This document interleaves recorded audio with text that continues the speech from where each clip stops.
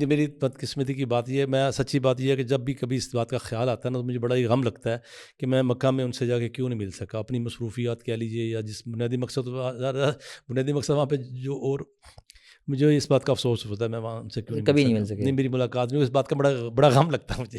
ویسے میرا رابطہ تھا ان سے، آخری دنوں میں میرا رابطہ ہوا ہے، فون کے اوپر رابطہ ہوا، لیکن ملاقات نہیں ہو سکی میری.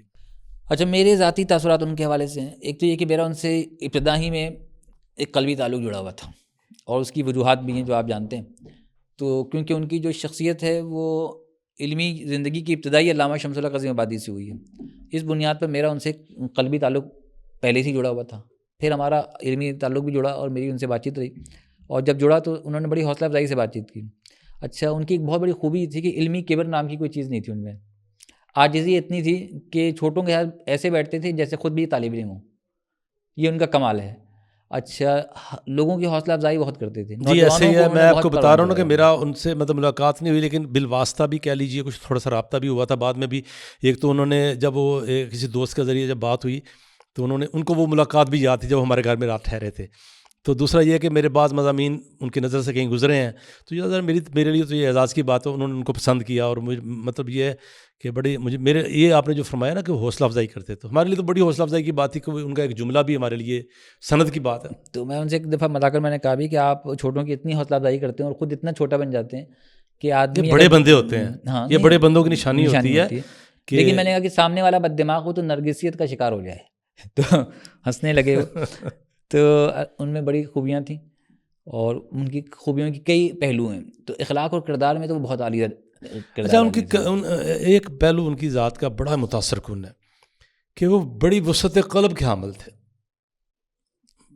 یہ کوئی شبہ نہیں ہے. اور میں ایک اور بات کہتا ہوں کہ ہمارے یہاں ایک چیز ہوتی ہے کہ آپ کے پاس بہت کثرت سے علم ہے، بہت بڑا علم ہے، لیکن زرخیز دماغی جو ہے نا، یہ ایک دوسری چیز ہے جو علم کو نکھار دیتا ہے. تو شیخ عزیر کے بعد جو ہے نا بڑا زرخیز دماغ تھا. ان کی دماغ میں بڑی زرخیزی تھی، فکر میں بڑی وسعت تھی، شخص صلاحیتیں بڑی اس لیے انہوں نے اپنے آپ کو دیواروں میں بند نہیں کیا تھا. نہیں کیا. اچھا، تو میں نے ایک دفعہ ان سے سوال کیا. میں نے کہا کہ آپ جیسی شخصیت جو بہت زرخیز دماغ ہے، اپنے دماغ سے سوچ سکتی ہے، ورنہ لوگ تو اپنے دماغ سے سوچتے بھی نہیں ہیں، تو آپ نے کوئی خود کتاب نہیں لکھی. یہ علمی دنیا کے لیے ایک المیہ ہے. تو جیسے سوانح وغیرہ لکھنا وہ تو ایک الگ پہلو ہے، لیکن اس کے بعد آپ کو پتہ ہی ہے ترتیب و تدوین اور مدون چلے گئے.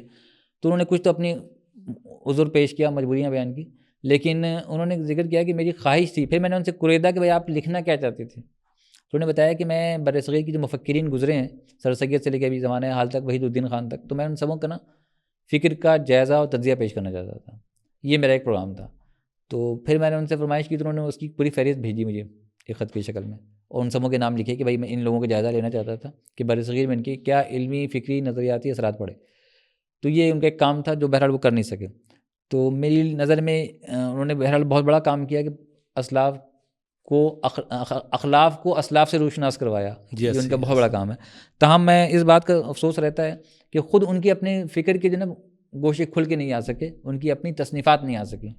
تو اتنی بڑی شخصیت کی کچھ علمی، فکری نظر کی نوعیت کی تصنیفات آتی تو بڑا ہی کمال ہوتا، اور ہم ان سے استفادہ کرتے. جی ایسا ہوتا ہے، بعض اوقات بہت بڑی شخصیات ہوتی ہیں لیکن وہ ہم لوگ محروم رہ جاتے ہیں. ہم تو شیخ عزیر شمس رحمہ اللہ کی جو شخصیت ہے، یہ تو واقعتاً یہ مطلب یہ ہے کہ اس کو اگر اسٹڈی کیا جائے، ان کے کام دیکھے جائیں، تو یہ لمبے کئی پروگراموں والی بات ہے. جو خاص طور پہ ان کا تحقیقی کام ہے، تصنیفی کام تو آپ نے فرمایا وہ نہیں کر سکے، اللہ کی تقدیر تھی.